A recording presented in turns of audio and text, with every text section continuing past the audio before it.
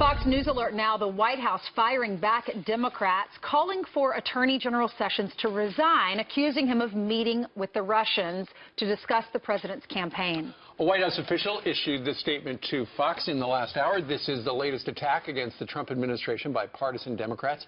General Sessions met with the ambassador in an official capacity as the member of the Senate Armed Services Committee, which is entirely consistent with his testimony. It's no surprise Senator Al Franken is pushing this story immediately following President Trump's successful address to the nation. All right, here to react, Fox News senior judicial analyst Judge Andrew Napolitano. So we have a lot of different layers to this story, but yes, on the surface, two meetings.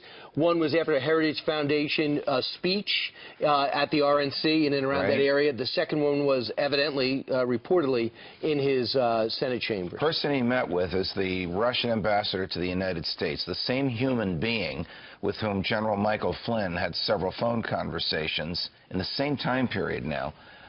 From Trump Tower before the president was inaugurated. What's the problem with that? A federal act, a very old 1799 era federal act, but still the law, says that it is unlawful, it is a felony for a private person to meet with foreign government officials for the purpose of conducting their own foreign policy or interfering with the nation's foreign policy. Correct. The Logan Act.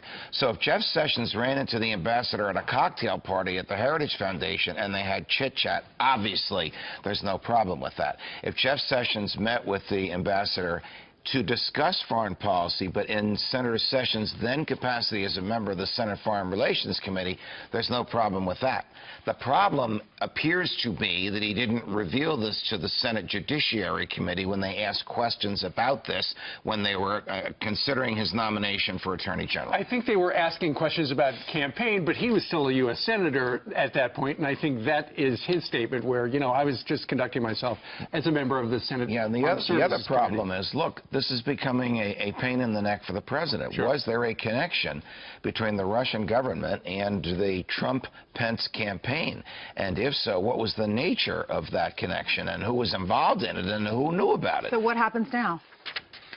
I don't know the answer to that, but I can tell you what array is out there, what menu of things is out there. The House could investigate. They can't indict. They can investigate. The Senate can investigate. They can't indict, but they can investigate. There'll be calls for a special prosecutor. That is, a person outside the Justice Department, but with his or her own budget, own FBI agents, own grand jury, exactly, and own ability to indict.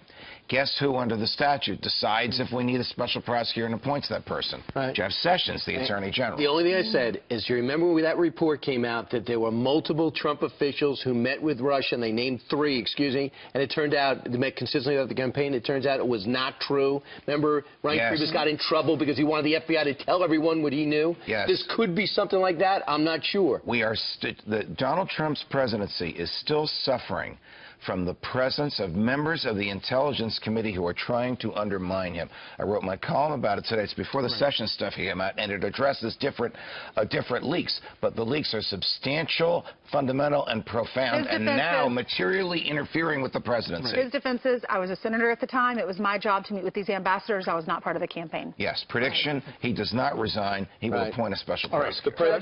Judge, thank you.